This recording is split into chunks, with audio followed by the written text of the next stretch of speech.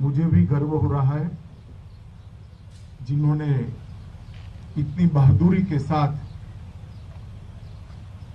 ये ऑपरेशन के अंदर घंटों तक लड़ाई लड़कर जिनके साथ लड़ाई थी इनके दांत खट्टे किए ऐसे सीआरपीएफ और कोबरा फोर्स के सभी जवान भाइयों।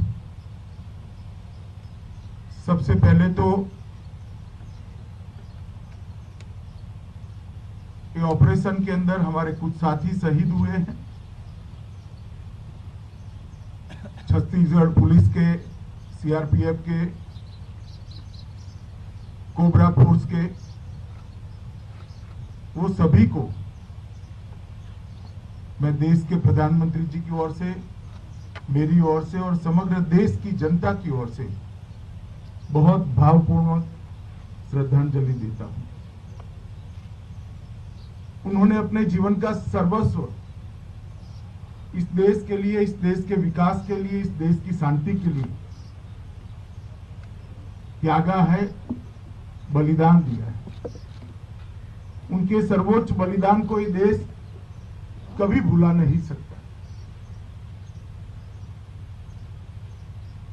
जो लोग गए हैं इनके परिवारों के प्रति भी पूरे देश की सहानुभूति है। पूरा देश चट्टान की तरह इनके साथ खड़ा है।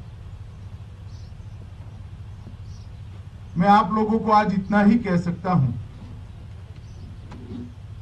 कि आपके कुछ साथी आपने जरूर गंवाए हैं, मगर आप भारत सरकार पर, छत्तीसगढ़ सरकार पर भरोसा रखना। आपके साथियों का बलिदान व्यर्थ नहीं जाएगा।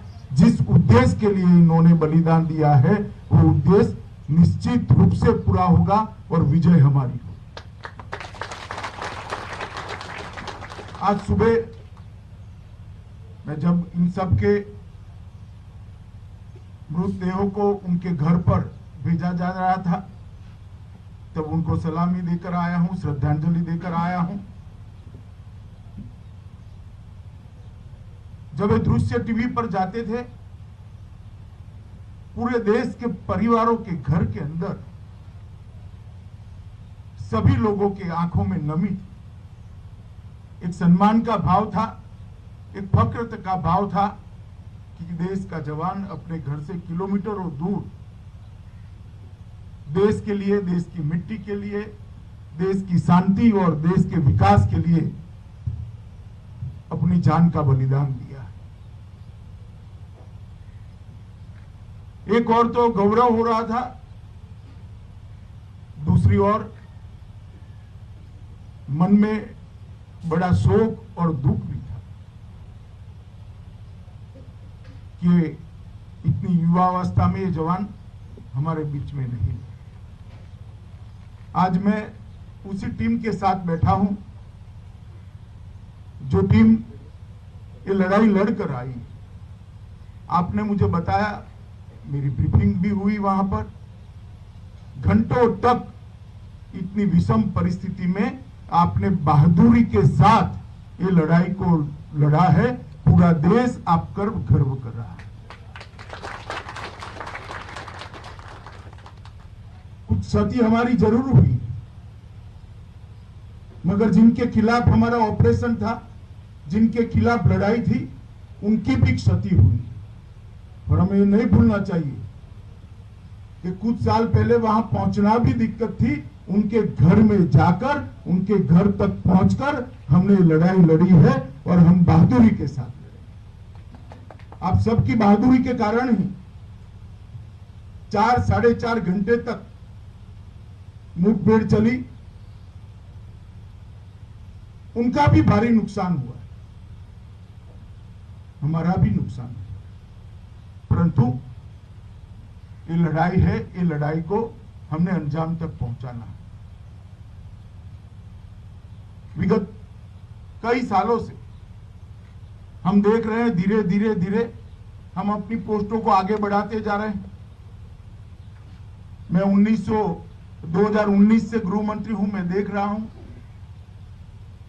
2 साल के हम अंदर काफी अंदर गए हैं, लॉजिस्टिक को भी बढ़ाया है, और रोड को भी अंदर तक पहुंचाने का हमने प्रयास किया है।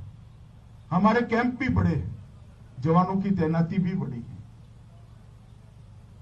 कुछ दिक्कतें जरूर हैं जो आपने बताई है मुझे, मेरे साथियों ने भी लिखी है, मैं भी इसकी एक डिटेल नोट लूंगा। आप आश्वस्त रहिए, जो बेस्ट अवेलेबल हो सकता है वो आपके लिए उपलब्ध कराने में भारत सरकार कोई कसर नहीं छोड़ेगी। ये सारी की सारी जो आपने बातें बताई हैं उसको उच्चतम स्तर से गंभीरता के साथ लेकर आपकी सहायता हो, इस प्रकार की व्यवस्था हम खड़ी करना चाहते हैं। परंतु मैं इतना ही कहना चाहता हूं मित्रों कि जब एक साथी साथ छोड़कर जाता है, हम सबका दुख तो होता ही है, परंतु ये पूरे क्षेत्र के हजारों गरीब जो आज नक्सल समस्या के कारण लाखों करोड़ों लोग विकास से महरूम है, यहां ना उद्योग आ सकता है, ना रोजगार आ सकता है, ना अच्छी स्कूलें बन सकती है, ना अस्पताल बन सकते हैं, ना कॉलेज बन सकते हैं। उनके जीवन की सुखाकारी के लिए समस्या के खिलाफ हमने लड़ना ही पड़ेगा, हमारे पास कोई चारा नहीं। सरकार यह भी प्रयास कर रही है कि सब लोग हथियार डालकर आए। मैं तो आज भी कहता हूं कि हथियार डालकर आना है, उनका स्वागत, मगर हाथ में हथियार है तो हमारे पास भी कोई रास्ता नहीं बचता। आपके जज्बे के कारण, आपकी वीरता के कारण और विषम परिस्थिति में संघर्ष करने के आपके एक स्वभाव के कारण आज देश में नक्सल समस्या काफी मात्रा में कम हुई है। बहुत सारे क्षेत्रों को हमने इस समस्या से बाहर निकाल दिया है और ये क्षेत्र जहां मैं खड़ा हूं वो आज समस्या का एपिक सेंटर बना हुआ है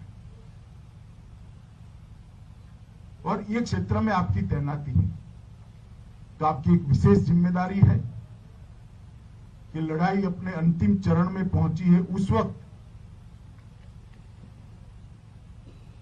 जरा भी हिम्मत गवाए बगैर जिस वीरता के साथ आपने परसों लड़ाई लड़ी है, इसी भाव को, इसी वीरता को कंटिन्यू करते हुए जब तक विजय नहीं होता हमने लड़ना पड़ेगा, लड़ना चाहिए और विजय की प्राप्ति करनी चाहिए।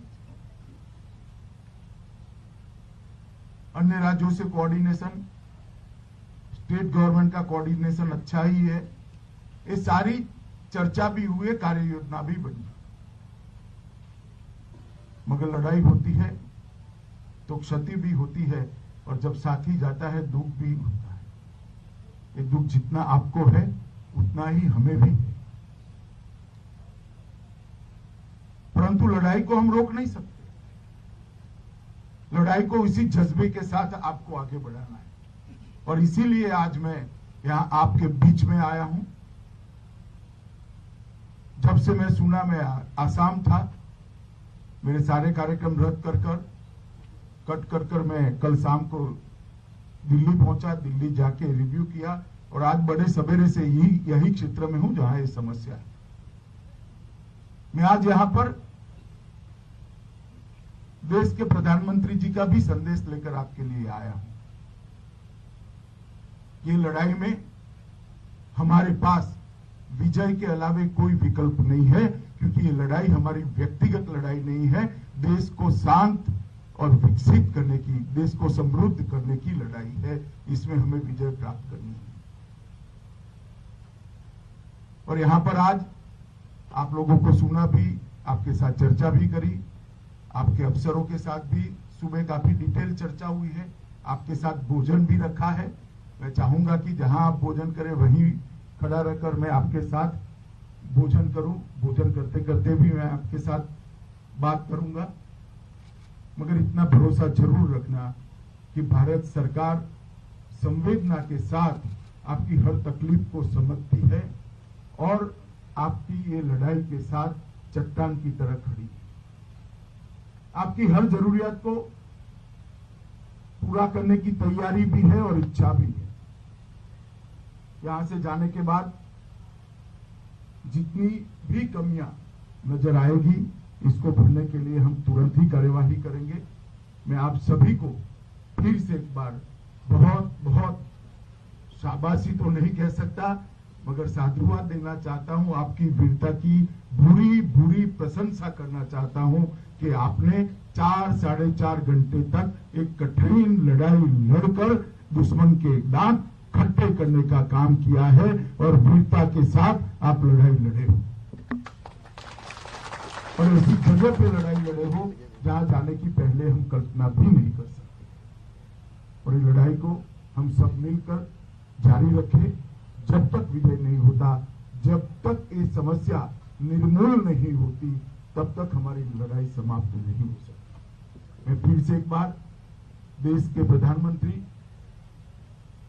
और भारत सरकार की ओर से आपने जो वीरता दिखाई है, इसलिए मैं बहुत बहुत मन के साथ आप सभी की प्रशंसा भी करना चाहता हूं और आप सभी को साधुवाद भी देना चाहता हूं कि वीरता का जो जज्बा है अनेक सालों तक जो सीआरपीएफ और कोबरा ज्वाइन करेंगे उनके लिए प्रेरणा देता रहेगा। एक गाथा बनेगी और एक गाथा आने वाले दिनों में कई पीढ़ियों तक सीआरपीएफ की लोग याद करेंगे और इससे प्रेरणा लेकर देश के लिए, देश की शांति के लिए, देश के विकास के लिए काम करने की प्रेरणा लेंगे। फिर से एक बार आप सभी को बहुत बहुत साधुवाद देकर मेरी बात को समाप्त करता हूं।